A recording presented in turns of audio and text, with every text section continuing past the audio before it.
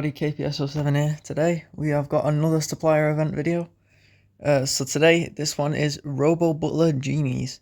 Now this supplier has actually been leaked / been out for like a week or two prior to this. It's not been available to get, but if you go to the supplier tab over here and go to this one, it was available down here but in grey a while back.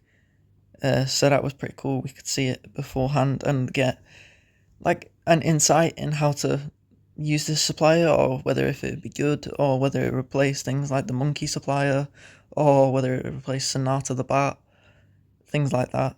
So once in a while, Butler Jeemes fires projectiles at 3 random enemy units, making them main targets.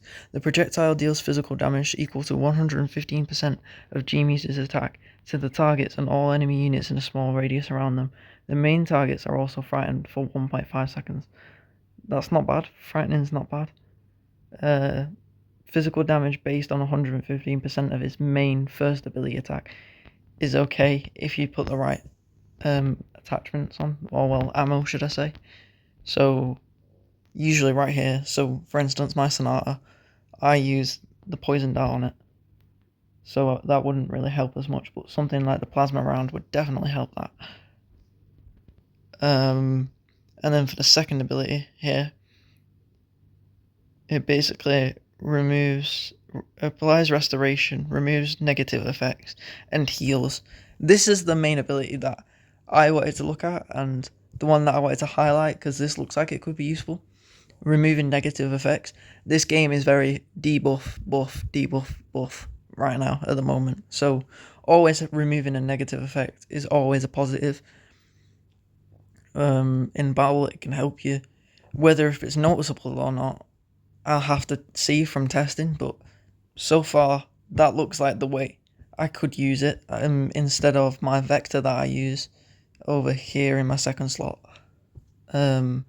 which just does damage. And then in number 3 we've got it dealing physical damage again, and it takes physical damage to opponents again, and also have attack speed reduced by 25% for 3 seconds. That one seems okay, because especially with the snaring the target and not being able to move and use any abilities except those granted by the set equip, that's always nice to have. I don't really think it'd be better than my Titan Digger at the moment. Titanium Digger is personally my favourite in number 3. Now there are many options obviously, but personally from my tests so far, that is what I've found to work best. Oh, didn't mean to do that. But then we've got the passive ability.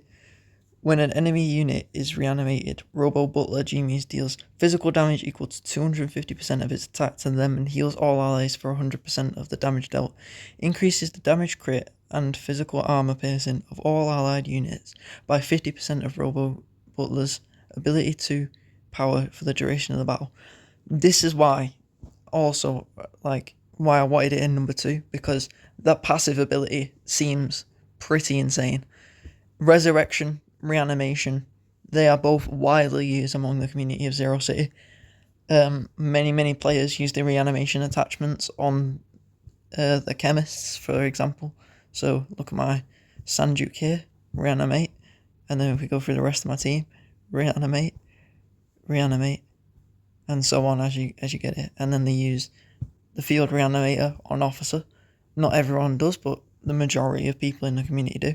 So that could help, and that would be a lot of damage and a lot of healing, especially when you're using the right ammo as well to increase the ability to power. Now if I remember, it is the rocket. Yeah, the rocket increases the ability to. So if you have a full set of legendary rockets, all with between 100,000 to 300,000 power, that boosts your ability to. That could be a lot of healing and a lot of damage, which is what mainly sticks out for me about this supplier. Now obviously I will have to buy the pass, which is a negative. You have to buy the pass in order to get the part to upgrade it to level 100, which is a bit crazy, but yeah. Then we've also got the armor here, Master Jeemes' armor. Now this is actually a revamped version of an armor. Now I'm going to pause the video and I'll come back to when I show you the actual other armor that this one is like a revamped version of. So as you can see here, we've got the ironclad armor. Now this is basically what the other one is based off of. So what it does is the less health a unit has, the higher their physical and chemical defenses. But this one has a cap on it. It's max 28,000. Now obviously, when you make this into anomalous armor, that max stat of course increases with the other stats like the health, the defense, the chem defense on it. But as the base item, it's capped at 28,000 for this level 85 one. Obviously, it's not the same for level 100 one, but this is just an example.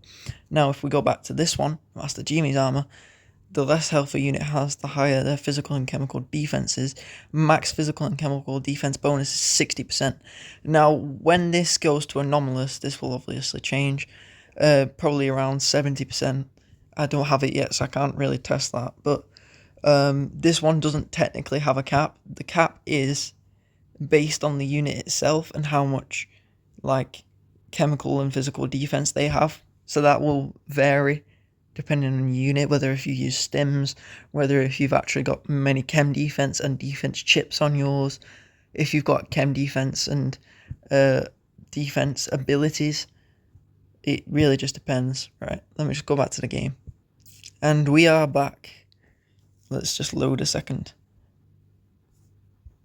So now we've got to check out the bracelet. Throughout the battle, the unit attacks have a 50% chance to set the target on fire. The burning enemy takes 315,000 chemical damage and their healing is reduced by 35%. This looks a decent bracelet. Now, for new CC11 players, this would definitely be something you guys could have that could come in handy. It's a free bracelet. All you have to do is get to level 15 in this event. It's not that hard. It's just a couple bunkers, a couple arenas. It's nothing too major. But this definitely would work for something like the Firestarter set. Now obviously I use the Firestarter Templar build, but I've got it here. So burning. The burning aspect is always good on Firestarter. It could also work pretty decently on the Firewall set, or even on the Pharaoh set, in my opinion. But definitely something you guys should pick up, whether if you're new to CC11, whether if you're an old CC11 player. Always useful, always can come in handy. And then we've got the knives. Now these ones are also based off another set of knives, I believe the kunai bro knives. It basically just stuns, it blocks melee attacks, it just does physical damage. It's okay. There's definitely better knives out there, but it's definitely an upgrade to the kunai bro knives. But I don't use Hitman anymore. I've literally just implemented Grim into my squad a few days ago, so that won't be as major for me. It's not something I will be aiming towards specifically getting, especially with me maybe not getting the pass. It depends. So what I would say is for new CC11 players or people that still use Hitman or Reaper or the Ritualist, these knives could definitely come in handy.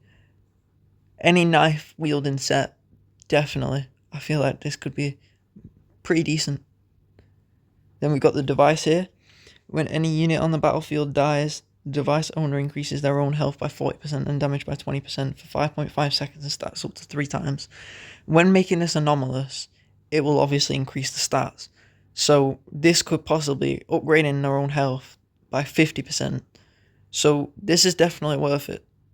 Now, would it go on your main tank? Possibly. But I don't think it would be better for the OG players who have the fishing rod stand device. I don't know if this would be better than that, because it's capped.